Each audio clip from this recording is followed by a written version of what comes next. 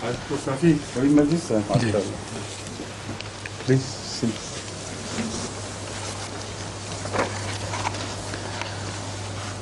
Assalamu alaikum. Assalamu alaikum. Hazur, we have got some messages from different French-speaking countries who've been watching our programs. Some messages of congratulations. Please. Thank you, Jazakumullah. For the benefit of the audience. Yes. And also translate them into English. Inch'Allah. Right. Donc nous avons reçu des messages de différents pays francophones qui ont commencé à suivre cette nouvelle série Rencontre avec les francophones. Tout d'abord, nous avons reçu un message de la mission islamique Ahmadiyya de la Côte d'Ivoire qui dit: nous, les membres de la Jamaat islamique Ahmadiyya, demandons les prières du Khalifatul Masih et de la Jamaat Ahmadiyya du monde entier et nous présentons nos vifs remerciements pour ce programme qui est destiné à la francophonie. Qu'Allah nous donne le pouvoir de bien profiter de ces programmes. Amin. Wassalam. Abdul Rashid Anwar, l'Amir de la Côte d'Ivoire.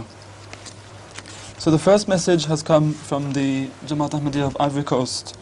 And Mr. Abdul Rashid Anwar, the Amir Jamaat of Ivory Coast, says, all members of the Ahmadiyya Muslim Jamaat of Ivory Coast request Hazrat Khalifatul Masih al-Rabi, Ayyadullah Ta'ala Aziz, and the worldwide Ahmadiyya Jamaat for prayers.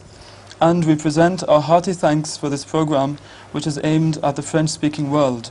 May Allah help us to benefit greatly from this program. Le deuxième message que nous avons reçu donc, vient de la Jamaat Ahmadiyya du Burkina Faso, et c'est M. Mohamed Idriss, l'amir et missionnaire en charge de la Jamaat, qui nous écrit. Assalamu alaikum wa rahmatullahi wa barakatuh. Messages after the return home? Pardon? Did they send these messages after the return home? No, they've come after having watched the first programs. But how could they offer these messages while they were here, present themselves? No, they in fact came before they reached, because there was one program, and then they sent in the messages, and we didn't have time to present them on the last program. One program was before Jalsas. Which program? French. Yes, the first French question part. answer, the very first one was conducted before Right. Jalsa, and they watched the program over there. I see they're speaking of that program. Yes, and of the series to follow. I understand, which was first conducted here. Yes. And it's their reaction from their own countries. Yes. Right. Yes. Make it clear to the Oui. audience. Donc le calife voulait savoir exactement si ces messages sont venus depuis que les amirs sont arrivés ici pour la conférence. Mais en fait, ces messages représentent le message de la part de toute la Jamaat, donc de la Côte d'Ivoire et du Burkina Faso, lorsque ces dernières avaient vu notre première émission de cette série. Donc le message du Burkina Faso est: nous, la Jamaat Ahmadiyya du Burkina Faso, remercions sa sainteté Hazrat Khalifatul Masih IV pour l'initiative d'une émission s'adressant aux francophones. Puisse Allah accorder la réussite et longue vie à cette émission. So the Burkina Faso Jamaat has sent the following message. The Jamaat of Burkina Faso express their gratitude to His Holiness Hazrat Khalifatul Masih IV for launching this program, which particularly addresses the French-speaking world.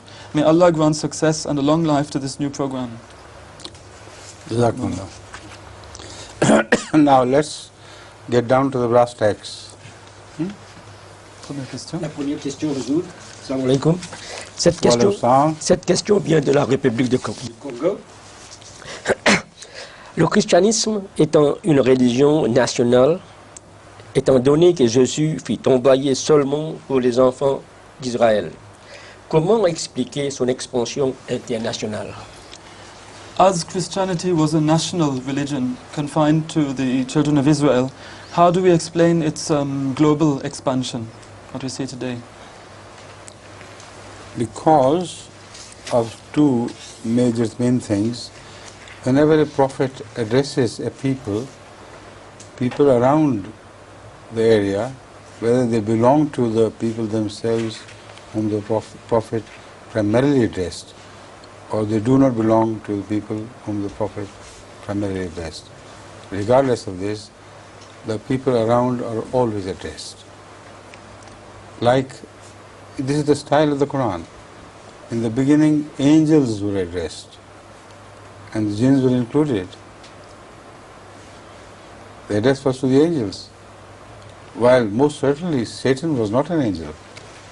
So the creatures which are below the ones who are addressed are automatically addressed. we have a positive proof from the Holy Quran that Moses came to Israel, or children of Israel, but people from Pharaoh accepted him. Who was her foster mother? Pharaoh's wife.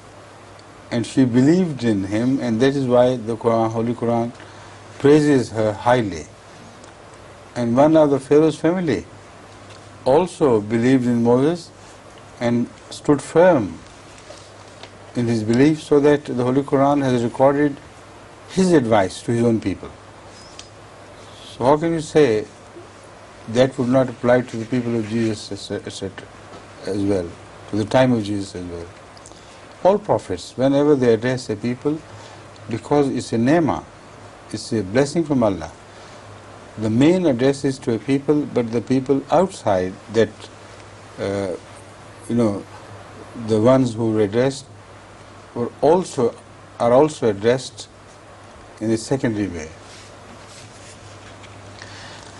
And secondly, Jesus Christ's message, which you find spread here, it came all the way from Israel and to Rome and along to these corners, because it was prophesied by Jesus Christ himself that he will be given a sort of global domination. And because of that promise which was given to Jesus Christ, this new phase of Christianity, where a global domination is promised and it is fulfilled, that had to be kept. So people, whether they were originally Israelites or non-Israelites, or whoever followed, benefited from that promise. Sa sainteté, le calife nous dit que le christianisme s'était répandu dans le monde entier, dans les peuples aux alentours, donc des enfants d'Israël, pour deux raisons principales. La première étant que lorsqu'un prophète vient adresser un message venant de Dieu à son peuple, à lui, les peuples des alentours, les peuples des pays limitrophes sont aussi automatiquement adressés. Et cela s'est passé dans le cas de tous les prophètes.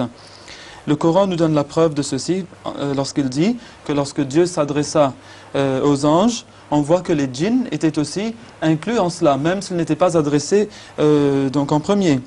Satan, par exemple, parle aussi lorsque Dieu s'adresse aux anges, comme s'il était adressé lui aussi, alors qu'on sait que Satan n'était certainement pas un ange.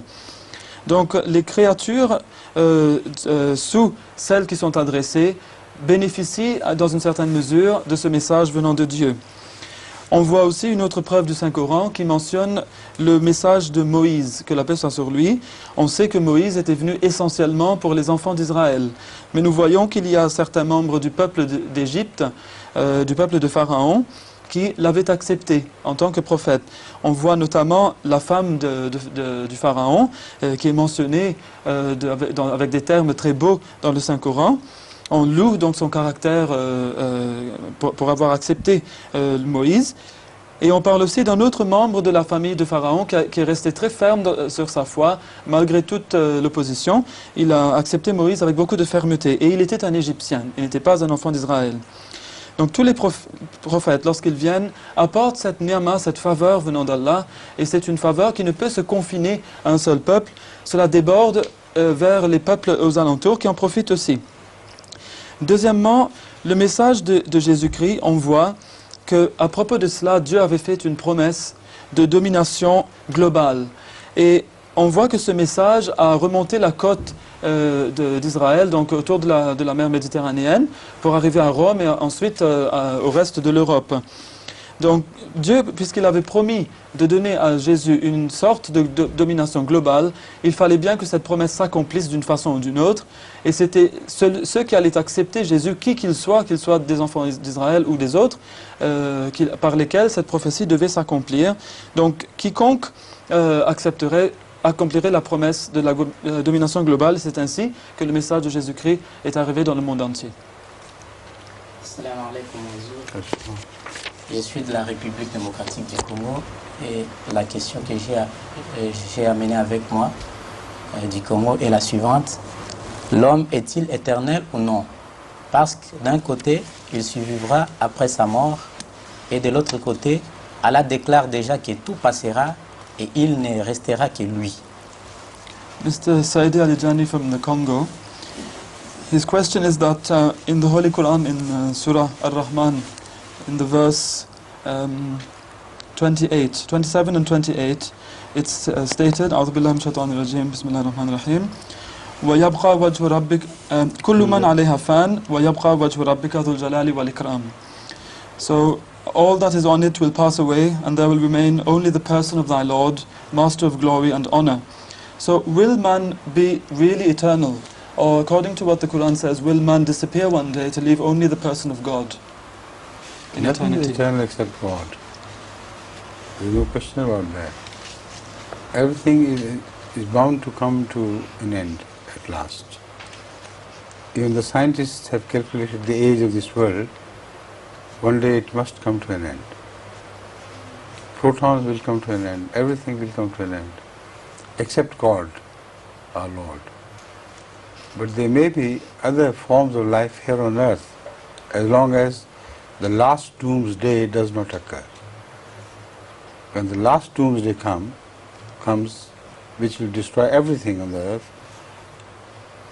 before that, man will be destroyed long before, in fact. Man will be brought to an end as a species. And a new species of life will come to replace mankind.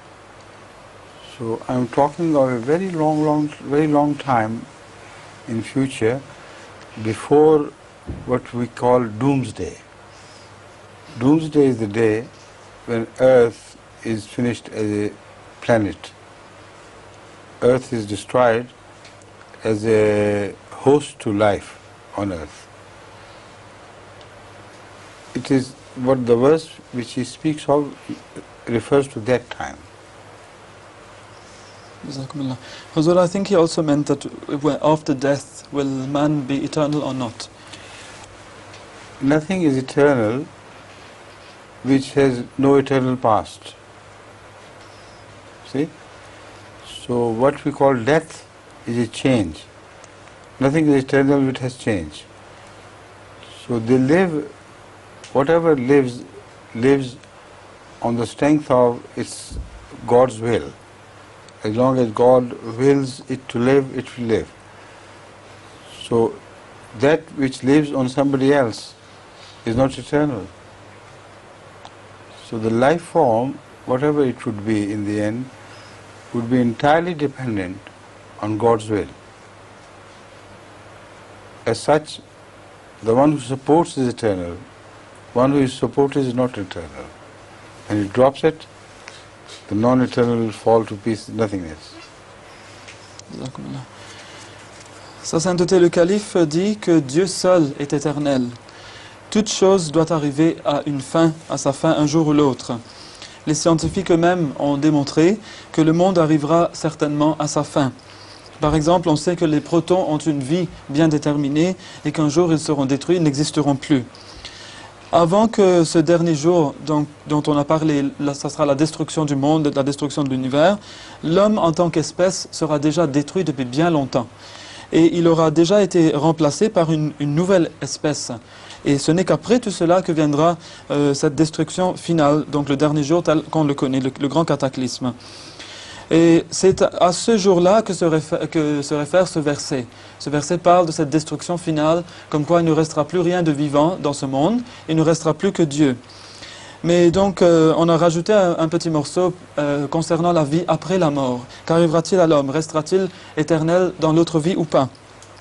Le calife dit qu'en fait, rien n'est éternel qui doit dépendre d'un autre être. Et rien n'est éternel qui n'a pas de passé éternel. Si une chose n'a pas existé depuis toujours, elle ne peut pas être éternelle. Elle dépend complètement de la volonté de Dieu. Donc le calife a dit que tant que Dieu, de par sa volonté, soutiendra une création, cette création restera vivante. Et lorsque Dieu va lâcher cette création, elle va sombrer dans le néant, elle va cesser d'exister.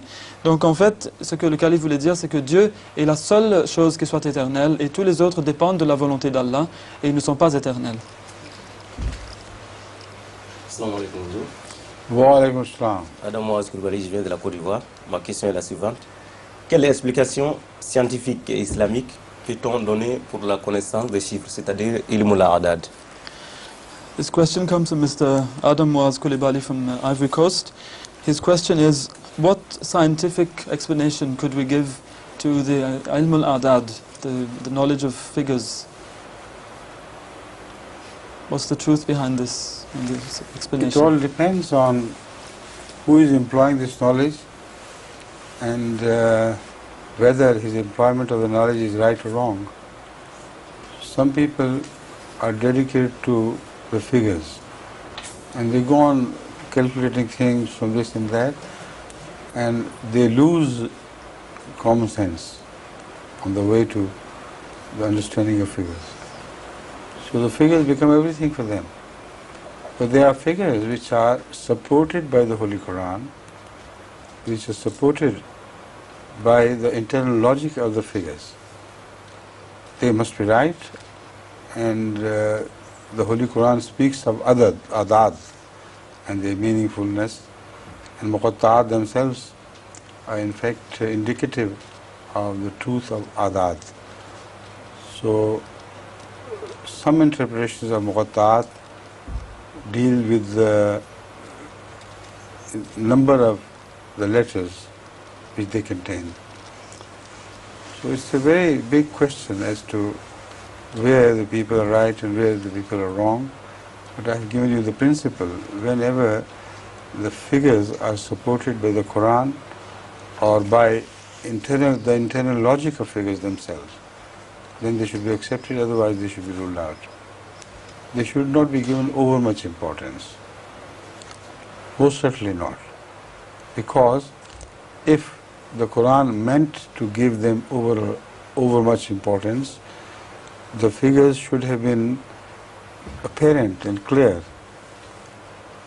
It's not for a scholar, it should not have been for a scholar to be born after 1400 years and start studying the figures and its significance. These are things which are very specially addressed to in the intellectuals, the different types of people in the world. The Quran has very plain verses which have apparent meaning, which is understandable by all. But then it has many higher tiers of meanings. And some of the Quran is in fact addressed to very scholarly people, to convince them of the truth of the Quran. So figures generally deal with those people. When they find any meaningfulness to some figures, through them the rest of the world also knows.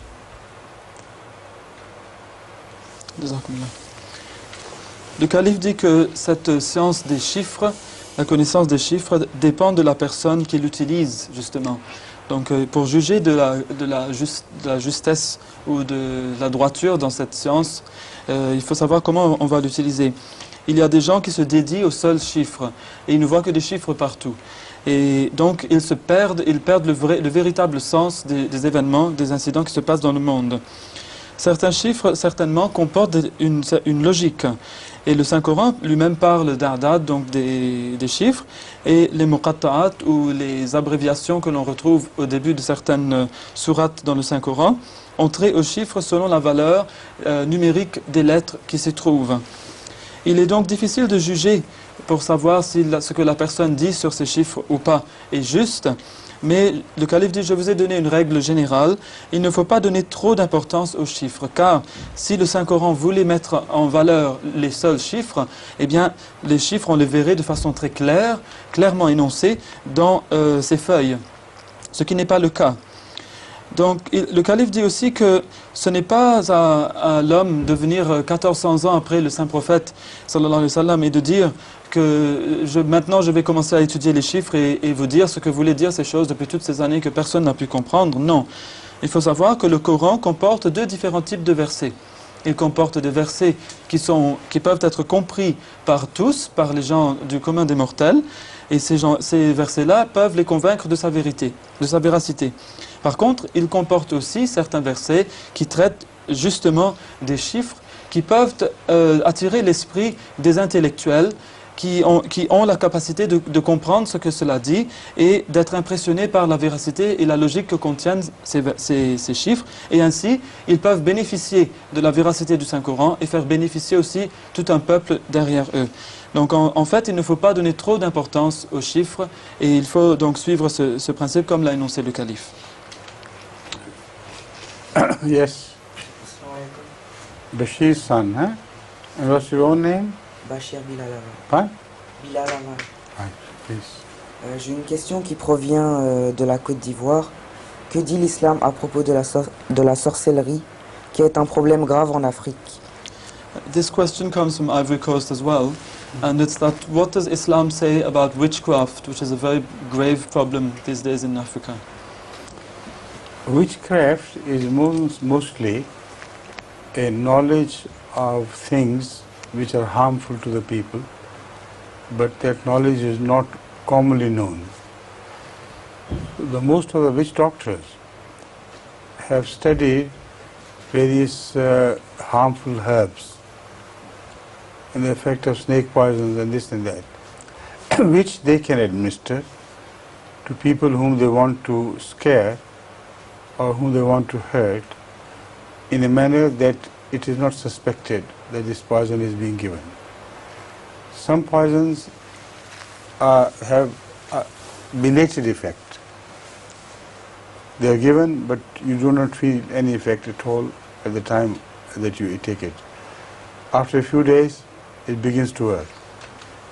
So there are many such poisons who have belated effect on the human body, which are plentiful in Africa.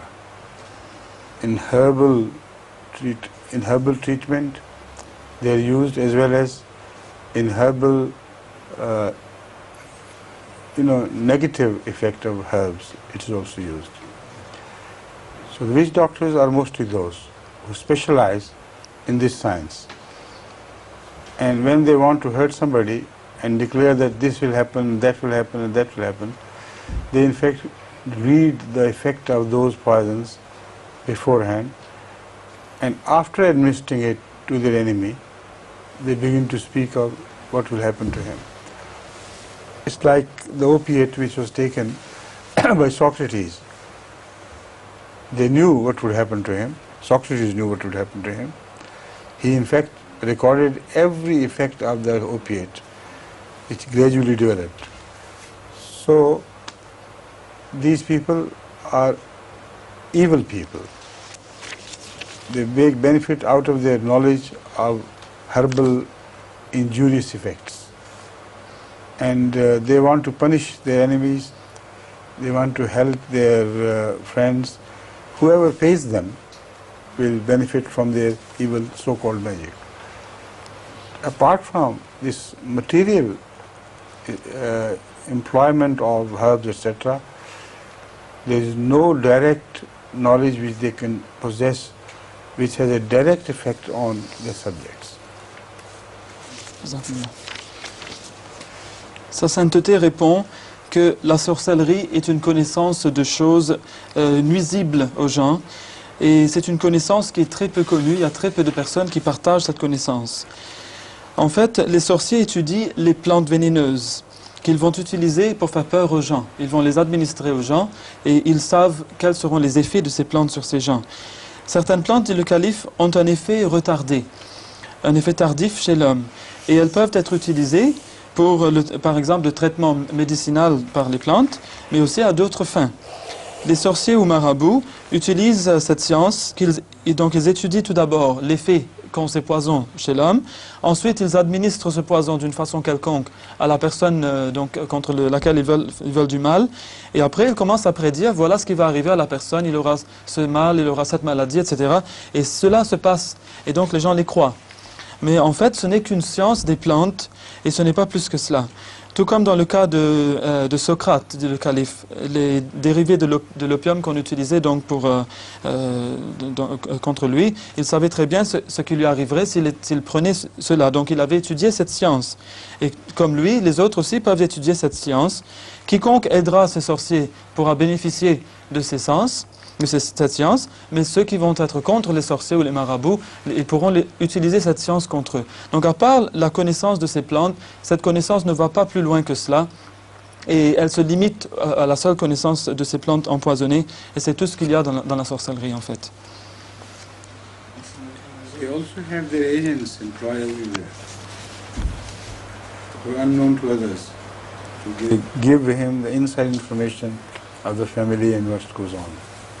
Le calife dit que les sorciers emploient aussi des agents qui sont postés partout et qui les informent de ce qui se passe chez telle ou telle famille.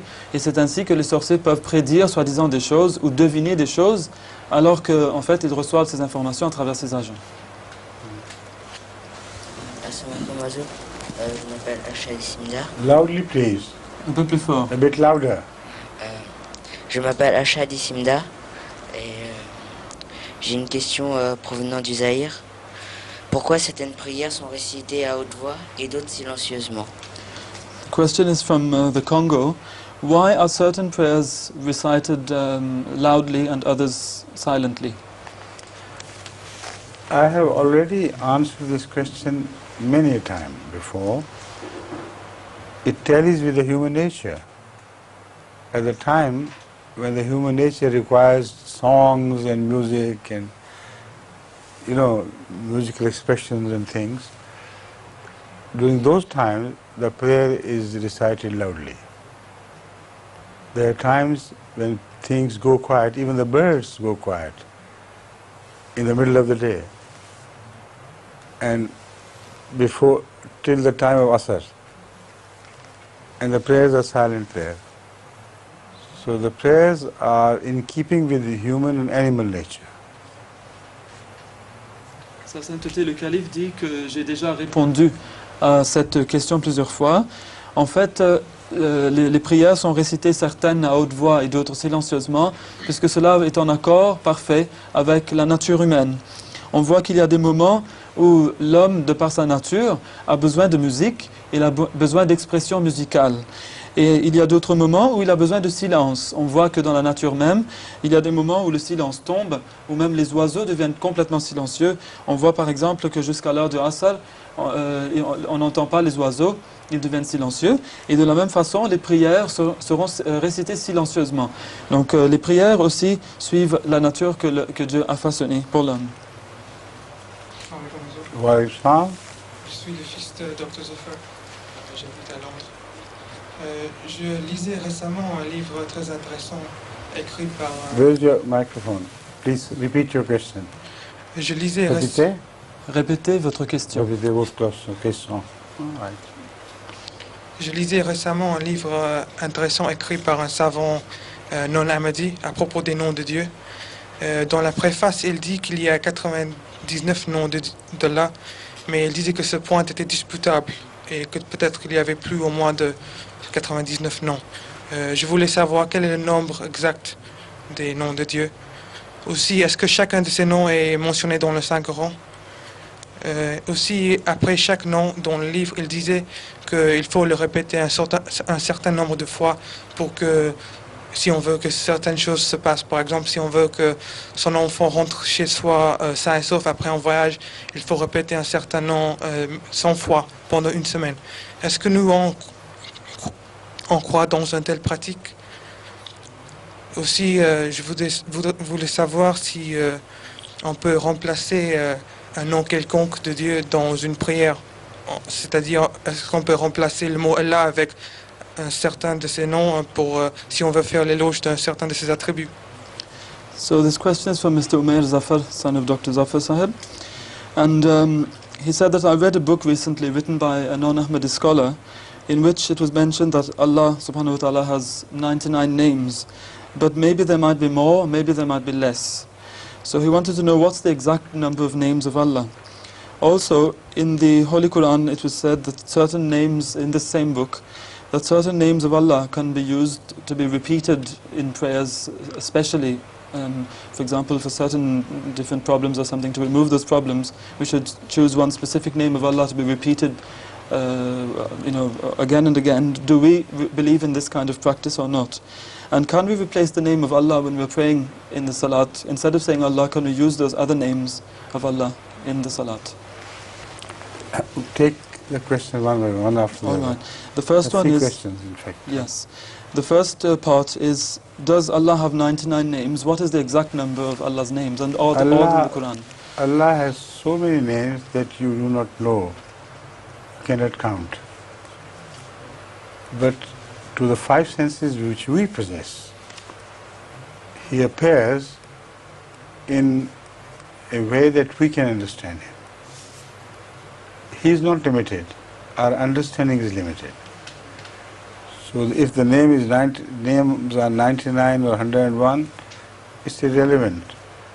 The question is, God has manifested Himself to man with limited faculties. It would be the faculties of man which will determine how God can make Himself manifest to him.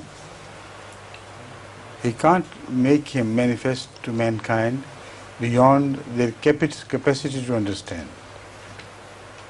If you begin to show your face to a blind man and say, look here, how beautiful I am, look at my nose, look at my eyes, what can he do? Nothing. So you have all those attributes of your figure, which are so many. Your shape, your form, your color, your pimples, your birthmarks, and this and that, and the strength of your body or the weakness of your body, and you may be overbent because of the weakness of your spinal cord and things. There are hundreds of possibilities which are related just to the sight. And you cannot display yourself to a man who does not possess sight. So similarly, Allah does not display Himself uselessly and meaninglessly to a people who have limited faculties of senses, that is five senses. But when you die, your senses will be sharpened, and you may have been gifted with some new senses. Then Allah will appear to you with His new attributes and new manifestations, will in fact be showered upon you in a manner that you can't even dream. That is the answer to the first question. Pour répondre à la première question, Sa Sainteté le Calife dit que Allah a tant de noms qu'on ne pourrait même les compter. On ne peut concevoir de pouvoir les compter. Et les noms que Dieu nous a révélés sont les noms qui peuvent être compris par les cinq sens humains, les cinq sens que l'homme possède. Et il peut apparaître devant ces sens selon les noms qu'il a donnés. Qu'il ait 99 ou plus ou moins, cela n'a pas d'importance. Ce qui compte, ce qu'il faut savoir, c'est que de par ses facultés, l'homme est limité dans les manifestations qu'il peut comprendre de Dieu, qu'il peut comprendre à travers ses sens, parce qu'il a des sens limités. Par exemple, le calife, pour illustrer, si vous montrez votre visage à un aveugle, eh bien, vous pouvez lui dire, regardez ma forme, regardez ma couleur, regardez toutes les marques que porte mon corps, toutes ces belles choses que comporte le corps, il ne pourra pas les voir. Alors que toutes ces choses s'adressent donc au sens de la vue. Mais puisqu'il n'a pas ce sens, cela ne voudra rien dire pour lui. De même, Dieu ne se manifestera pas inutilement devant un peuple qui ne possède pas les sens requis pour pouvoir comprendre et assimiler cette manifestation qui est sienne. Après la mort, par contre, vos sens, dit le calife, seront aiguisés. Et alors, vous commencerez à voir des choses, à percevoir des choses que vous ne pouviez pas savoir avant cela. Et donc, vous ne pouvez pas voir de Dieu ou comprendre Dieu au-delà des sens que Dieu vous a accordés. The second part of the question was, in the Holy Quran, certain names, it's been stated in this book that you may have read, can be recited repeatedly to ward off certain evils or remove problems. Do we believe in this? The repetition of any names cannot by itself ward off any evil. But the repetition of certain names can give you strength to concentrate on the meaning of those names. Each attribute of Allah is apparently single, but when you concentrate on it and you repeat it, new meanings may appear before your sight, before your vision, like you move the kaleidoscope, give it different twists and new figures appear before your sight. Similarly, the repetition of the names or attributes of Allah is in fact designed to create that effect on your mind. Our Rahman being repeated in the sense that Rahman covers the whole of the universe. The word Rahman apparently is a single attribute.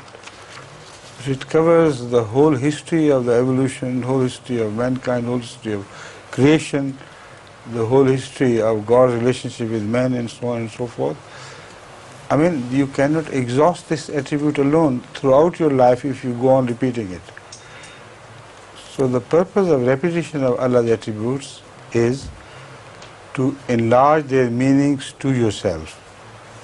Although the meanings they already contain are enlarged beyond our imagination, but to your own vision, you enlarge the meaning of those attributes by repeating them. And with the grace of Allah, the more you know of Rahman, the more in contact you come with Rahman. So for any specific problem, when you repeat any attribute of Allah, this has to be the purpose, and this is the only useful purpose. Otherwise, by repeating them like a parrot, it would not serve any cause. Hazur nous dit que la répétition de nom de Dieu ou de n'importe quel autre nom d'ailleurs ne peut éloigner les mots, quels qu'ils soient. Cela n'est pas correct. Chaque attribut d'Allah possède un sens premier, mais si vous y réfléchissez en répétant donc le nom d'une bonne façon, eh bien de nouveaux sens commenceront à surgir dans votre esprit. Vous commencerez à voir de nouveaux aspects de ce même attribut. C'est comme quand on regarde dans un kaléidoscope, eh bien si on tourne un peu le kaléidoscope, on voit la même chose mais d'un autre angle. Donc on voit différents aspects de la même image. Donc répéter l'attribut de Rahman, il faut savoir que si vous voulez répéter un tel attribut, cet attribut à lui seul recouvre tout l'univers, ça recouvre toute l'histoire de l'homme. C'est une chose qui est très très large dans son application. Même si vous répétez cet attribut de Rahman toute votre vie, vous ne pourrez pas cerner tous les sens de Rahman, voir tous les côtés que comporte cet attribut. Donc ce qu'il vous faut faire, c'est d'essayer d'élargir le sens de ces attributs dans votre esprit. Et au fur et à mesure que vous progressez dans la connaissance de ce seul attribut, par exemple de Rahman, eh bien par la grâce d'Allah, vous commencerez à vous approcher de plus en plus de ce Dieu Rahman. Donc il faut savoir que répéter seulement comme un perroquet, cela ne vous emmènera à rien. Il faut répéter les choses en essayant de les comprendre et d'en trouver les sens plus profonds. The last part of the question was, can we use the names of, instead of using the name of Allah, may we replace this name by other attributes of Allah during the salat, while we're praying to Allah for certain things? things? During the salat, wherever Allah is mentioned, Allah has to be spoken of. It's Allah who decides how we should address Him in salat. Having done that, afterwards, for your own private requirements, you may concentrate on other attributes of Allah, but the main body of salat has the repetition of the word Allah, which is not only the personal name of Allah, but also it is a name which is so highly loved by Allah that it contains all His attributes, one symbol of all His attributes, because it may have also been derived from Al-Ilah, the worthy of worship, the only thing worthy of worship. And it gradually might have become one word, or may not gradually, but that might have been the philosophy of this word in the making of this name Allah. But throughout the history we know Him to be Allah and nothing else. He appeared to Adam as Allah. He appeared to angels as Allah. He appeared to all the prophets as Allah. And in the letter of the Solomon, you find this word meant Bismillah ar-Rahman ar-Rahim. These are the very words in quotes. So Allah is an attribute for which you find no sense at all for it to be replaced. No man, when he has access to this grand, manifestation of Allah's attributes all put in one word, no man with his sanity would replace it with other things. Le calife dit que dans notre prière, dans la salat, là où Allah, le nom d'Allah est mentionné, c'est Allah lui-même, Dieu lui-même qui a voulu que son nom, Allah, soit mentionné là, et nous ne pouvons pas changer cela. Par contre, après les prières prescrites, à l'intérieur de la prière, dans ces places où nous pouvons adresser nos prières personnelles, il est permissible d'utiliser les autres attributs d'Allah. Mais le corps principal de la salat est recouvert par le nom d'Allah, et c'est ainsi qu'il faut qu'il reste. Ce nom est celui qui est le plus cher à Dieu. Le nom Allah représente tous les attributs de Dieu. C'est un seul nom qui représente tous ses attributs. Le calife dit peut-être le mot est-il dérivé de Al-Ilah, qui signifie le seul être digne d'adoration. À part lui, il n'y a aucun autre. C'est le nom que nous voyons à travers l'histoire qui surgit lorsque Dieu s'adresse à Adam, il s'adresse à lui en tant qu'Allah. Lorsqu'il s'adresse aux anges, la même chose. Et lorsqu'il s'adresse à tous les prophètes du monde, il s'est toujours adressé à eux en disant « Je suis Allah ». On voit aussi dans la lettre de Salomon, par exemple, alayhi salam, dans le Saint-Coran, qu'il commence sa lettre par « Bismillahir-Rahmanir-Rahim » au nom d'Allah, le gracieux, le miséricordieux. Donc Allah est un attribut qui ne peut être remplacé car il représente tous les attributs de Dieu et aucun homme saint d'esprit ne voudra remplacer ce qui représente tous les attributs par quelque chose qui ne représente qu'un attribut ou deux. Cette question vient de M. Djihangir. Compte tenu de la pauvreté, est-ce qu'un péché que d'avoir beaucoup d'enfants alors que ces enfants ne vont naître que pour la souffrance? A little correction to be made. This question does not come from Mr. Jahangir, it comes from the Congo. Yes. Congo. The question is, because of poverty, is it a sin to have many children because you're going to make them be born into suffering? Is it a sin to know that before they're born they're going to be suffering, so why let them be born at all? It is a sin not to let them be born. The opposite is true.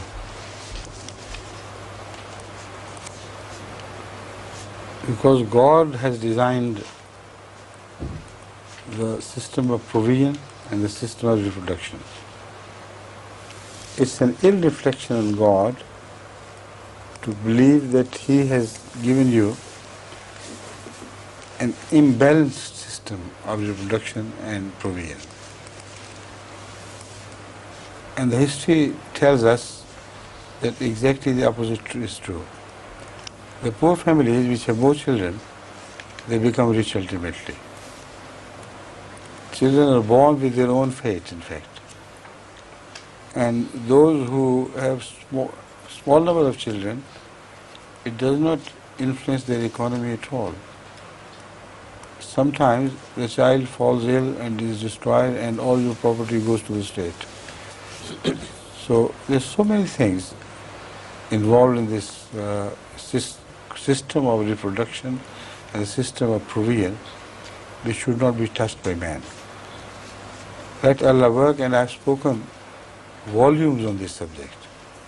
I've spoken with regard to the history of mankind moving from one area to another, history of migration, history of poor people becoming rich by moving on to other richer areas, and so on and so forth.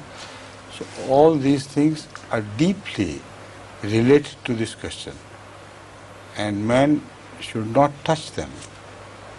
He should follow the nature as it is revealed for you, but only for the sake of health and other certain important things. Man is permitted to have birth control, not otherwise. Sa sainteté le calife dit qu'en fait, ne pas laisser naître ses enfants est un péché. Donc le contraire est vrai. Dieu a créé un système de reproduction et c'est un péché que de croire que Dieu a créé un système de reproduction qui n'est pas balancé. C'est tout à fait balancé avec tous les autres besoins de l'homme. Les enfants pauvres, souvent on voit qu'ils deviennent riches. Donc qui peut savoir si les enfants vont continuellement souffrir? Et on voit que ceux qui n'ont que très peu d'enfants, par exemple 1 ou 2 enfants, eh bien ces enfants n'influencent pas beaucoup leur économie, car parfois à cause de la maladie, un enfant ou même les deux peuvent être détruits. Et donc tous les biens du couple ira à l'État. Il faut laisser faire à Allah son travail. J'ai parlé beaucoup et souvent, dit le calife, à ce sujet, et j'ai mentionné par exemple les migrations des populations d'un pays à l'autre, de régions pauvres vers les régions riches. Tout cela est très important pour maintenir une bonne balance dans le monde entier. Cela est le travail de Dieu et l'homme ne doit pas y toucher, excepté pour des raisons de santé ou d'autres raisons très donc valables. Il peut alors utiliser, comme on appelle la contraception ou le planning familial, mais sinon il faut laisser donc à Allah faire son travail, laisser le cours des choses se passer comme il se doit. Also, cette question vient aussi de la République démocratique du Congo. Elle est stipulée comme si Allah étant Rahman, quelles explications donner à ces souffrances et malheurs endurcis chez certaines populations d'Afrique notamment? C'est ça la question. This question comes from the Jamaat of Congo also, and it's that since Allah is Rahman, then how do we explain the fact that certain types of suffering and problems have persisted in populations of Africa, for example? Not Africa alone, everywhere in the world. You see, when you break your tie with Rahman, how can the benefits of Rahmaniyat flow towards you? All the problems stem from this error of man breaking his ties with Rahman. Rahman will not force his benefits upon you if you turn away from him. And that is what the mankind has done. On this subject I can speak for hours, but I know most certainly that the fault lies with the man who breaks away from Rahman and not on Rahman, because he has created a system of, well, if you like, you can commune with him. If you do not like, you may not. Like the sun, for instance, is a symbol of Rahmaniyat. It's for all the world. It brightens and lightens everything. But if you shut your eyes, if you shut your doors, whose fault will it be? Sa Sainteté le Calife nous dit qu'en fait, il ne s'agit pas seulement de l'Afrique, mais le monde entier. Dans le monde entier, il y a des gens qui souffrent, qui sont dans la souffrance qui persiste. Il dit que si vous brisez vos liens avec le Dieu Rahman, le Dieu gracieux, comment pouvez-vous alors espérer pouvoir continuer à bénéficier des faveurs qui viennent de cet attribut de Rahman? Le Dieu Rahman, le Dieu gracieux, ne forcera pas ses faveurs sur vous. Il ne vous les imposera pas. Si donc vous voulez en profiter, il faut maintenir votre relation avec lui. Donc le calife dit, je pourrais bien sûr en parler pendant des heures et des heures, mais je dois dire tout simplement que la faute donc, retombe sur l'homme. C'est l'homme qui a brisé son rapport avec Dieu. Si l'homme veut communier avec Dieu, il pourra communier, mais s'il ne le veut pas, il s'en privera. C'est comme le soleil. Le soleil brille sur le monde entier, se lève sur le monde entier. Tout le monde peut en profiter de différentes façons, mais le soleil est là pour tous. Mais si quelqu'un veut s'enfermer dans sa maison, qu'il ferme ses fenêtres, qu'il ferme ses volets, ses portes, il ne veut pas voir le soleil. Et alors après il dit, mais je ne vois pas le soleil, je n'en profite pas. À qui incombera la faute? Cette faute retombera sur l'homme qui a agi ainsi. Donc c'est l'homme qui est en tort, l'homme a coupé sa relation, et c'est pour ça que les gens souffrent. A very simple answer, which is understandable by everyone, is this, that if you are Rahman to others, God will be Rahman to you. If you are not Rahman to others, then you break away your ties. This is the meaning of breaking your ties with Rahman. If you are cruel, beastly, selfish to all around, to the mankind as such, how can God show His Rahmaniyat through you or without you? Because everybody else is behaving the same way. So the problems which you bring upon the mankind are the problems which are created by your not being Rahman. This is the meaning of breaking away your ties with Rahmaniyat. Une réponse très simple que l'on pourrait donner pour cette question, et que tous pourraient comprendre, c'est que si vous êtes vous-même gracieux, donc Rahman envers les autres, Dieu le sera aussi avec vous. Mais si vous êtes cruel, vous êtes bestial, vous êtes méchant envers les autres, et tout le monde se comporte ainsi, comment Dieu va-t-il alors montrer sa grâce à un tel peuple dont tous les membres se comportent ainsi? Donc il faut que vous soyez gracieux vous-même pour attirer la grâce, les faveurs du Dieu gracieux qui est Ar-Rahman. La deuxième question est la suivante. Pour notre facilité, la loi islamique facilite pour un voyageur de réduire la prière, qui sont 4 en voyage. Je donne un exemple. Par exemple, nous voyageons par mois, nous pouvons faire 25 jours, et les 5 jours, on peut faire la mission, c'est-à-dire pour établir la tarbiyat. Bon, en tant que missionnaire qui a dédié sa vie, est-ce que toujours nous devons réduire la prière, ou bien nous devons compléter la prière? So the question relates to the actual fieldwork Mr. Adamaz Kulibali is into these days. He says that the Sharia allows us to reduce the prayers if we're if we're traveling. Voyage. Yes, on voyage. Yes. He said, but we find it that many a time we're en voyage for 25 days in the month. So we're traveling around the country, not stopping in any place for more than a day or two. And maybe we'll spend just 5 days at the mission. So is it permissible for us to continue reducing the prayers while we're on such a trip for the Tabligh or Tarbiyah or not? You see, it all depends on your posting. If your posting is on a travel business, then you can't reduce your prayers during your travels because they are part of your profession. But if your posting is that of a Muslim, you may or may not travel. You may travel on certain missions, you may not travel otherwise in the same month. Then it's a different question altogether. The fact is, this reduction by Allah is related to many factors. Some of them is shortage of time. Some of them are the discomfort which is attached to the voyage. Right? Now, if these things have changed by your posting in an area where you move on from place to place, then you may not do the qasr at all.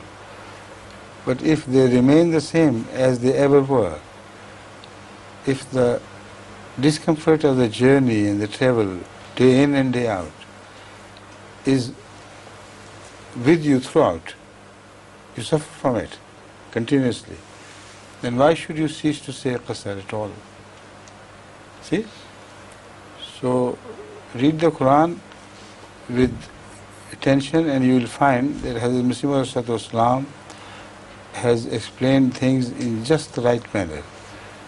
Hazrat Masih says it's Allah who grants His mercy upon you, who wants you to benefit from that mercy. If you refuse to benefit from that mercy, you will not be pleasing God. You will be playing God. You can't please God forcibly. So do it as Allah wants. But if you feel that you have more time for prayer, then you can add more number of nawafil doing such journeys. There are times when Hazrat Masih remained uncertain during a lawsuit against him at Gurdaspur. He did not know when it will finish. He remained there about 6 months in the same state of uncertainty. And he continued to say his prayer in qasr. But when you know that your time, the place where you are visiting, you will stay there for more than 14 days, you will continue to say 4 times full prayers without qasr. because your knowledge is that you've gone there to stay put for at least 2 weeks. So, if you are certain that you are staying for 2 weeks, even if you leave within 3 days, the prayer will not be qasr. But if your intention is to stay somewhere for 3 or 4 days, even if you extend it to a full month, the prayer will be qasr. So these are minor details, but you should, as a Muslim, keep all these in mind. Not minor, minute details, not minor, but as a Muslim, you should keep them in your mind. Sa sainteté, le calife, nous dit que tout dépend de la nature de votre travail. Si votre travail comporte un voyage perpétuel, alors vous n'avez pas le droit de réduire les prières, puisque c'est la condition dans laquelle vous vous trouvez toujours. Si par contre vous avez été nommé en tant que muallim, donc un éducateur de la Jamaat, qui ne voyage pas nécessairement tout le temps, dans ce cas-là, lorsque vous serez en voyage, vous pourrez réduire les prières, faire la prière qasr. Donc les raisons pour lesquelles la prière est réduite, sont surtout le manque de temps et le manque de confort. Mais si ces deux choses restent les mêmes, donc si vous êtes toujours en train de travailler, vous avez toujours peu de temps, toujours peu de confort, votre situation est toujours la même. Il n'y a pas une diminution dans ces choses, et dans une telle condition, vous devez continuellement offrir vos prières normalement et ne pas les réduire. Mais si ces choses changent, alors vous devez les réduire. Le calife dit que lisez le Coran avec attention et vous verrez que le Messie promis alayhi salam a bien explicité ces choses. Dieu vous accorde sa grâce. Si vous refusez d'en bénéficier, vous ne plairez pas à Allah. Dieu vous permet, lorsque vous êtes dans des situations difficiles qui ne sont pas normales, des situations anormales, de réduire les prières. Et donc c'est une grâce. Si vous refusez de le faire et vous continuez à faire vos prières normalement, cela ne fera pas plaisir à Allah. Au contraire, cela attirera plutôt son courroux. Mais par contre, si vous trouvez après le temps, pendant le voyage, du temps supplémentaire, vous pouvez, tout en réduisant vos prières, vous pouvez y rajouter des prières nawafil. Puisque tout à coup, vous trouvez du temps pour ce faire, vous pouvez le faire. Il faut savoir que le Messie promis, alayhi salam, il y a eu des moments où il était dans un état d'incertitude au sujet d'un procès qui avait lieu en cours. Et il resta dans cette incertitude, on ne savait pas quand il allait être appelé, quand il devait en sortir. Donc il a continuellement fait ses prières en qasr pendant jusqu'à 6 mois. Donc cela est possible. Mais dès qu'il a su que la condition est devenue normale, il a repris ses prières normales. Si par exemple vous savez que vous allez habiter dans une place pendant plus de 14 jours, dans ce cas-là, vos prières dès le premier jour seront normales. Il n'y aura pas de qasr du tout. Même si vous laissez la place, vous rentrez chez vous après 3 jours, avec l'intention de rester pour 14 jours, mais vous rentrez avant, vous allez quand même faire des prières normales. Mais si par exemple vous alliez vous rendre à une place pour y passer seulement quelques jours, donc moins de 14 jours, et que plus tard vous allez l'étendre à 1 mois, vous êtes dans l'incertitude, vous ne savez pas quand vous allez partir, dans ce cas-là, toutes vos prières seront en qasr. Donc ce sont des petits détails comme cela que les muallims et les missionnaires sur le terrain qu'ils doivent garder en tête, il faut qu'ils les connaissent bien pour les enseigner aux autres. Sometimes people who do qasr over much, they feel a bit satiated with it, they want to change. So when they reach home, they feel at rest, because then they start saying prayers full time. My advice to them is that there is no harm whatsoever in appointing an imam who is local and to say your prayer behind that imam. In that way, you will be able to, without disregard to Allah's mercy, you will be able to say full prayers as well.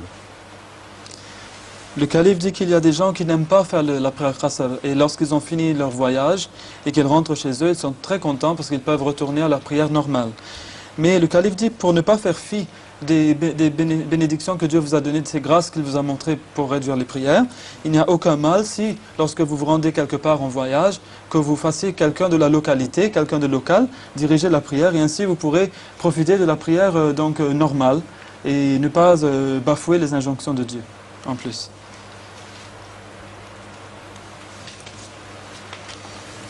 Une question qui provient du Bénin. Le chapitre 17, verset 83, mentionne que le Coran comporte une guérison pour les croyants. Comment pouvons-nous utiliser le Coran pour guérir les maux physiques? The question comes from Benin.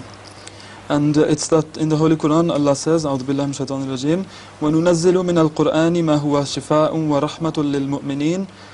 So we are gradually revealing of the Quran that which is a healing and a mercy to the believers.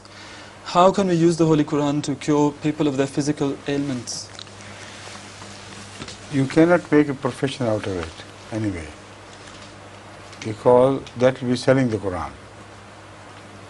If you know any verse which has a beneficial effect on some disease, you may use it as a prayer. But the Holy Quran is not a system of medicine, physical medicine I mean. It does not replace allopathy or homeopathy. It is a system of spiritual cure. But it also happens to cure physically some people who are ill, otherwise it does not want you to forget about the physical system of cure which God has created. But when you do not have access to that, then sometimes you can use the verses, but only for the beneficial purpose, not for selling these verses by way of adopting this as a profession. Sa sainteté le calife nous répond à cette question en disant que, en tout cas, vous ne pourrez pas en faire une profession. Si vous allez utiliser le Saint-Coran pour guérir les gens, cela équivaudrait à vendre les versets du Saint-Coran. Et cela n'est pas juste. Vous pouvez utiliser certains versets du Coran comme des prières. Et lorsque vous avez vu que ces prières sont bénéfiques, vous pourrez en parler aux autres aussi pour qu'ils en bénéficient. Mais il faut savoir que le Saint-Coran n'est certainement pas un bouquin sur la médecine, et c'est un livre surtout qui s'adresse aux maladies spirituelles, c'est pour traiter les maladies spirituelles. Mais le Coran rappelle à l'homme certaines façons de guérir les maladies physiques et rappelle à l'homme son devoir envers cela. First class. Exact. Excellent, exact. MashaAllah. Assalamu alaikum. Wa alaikum salam.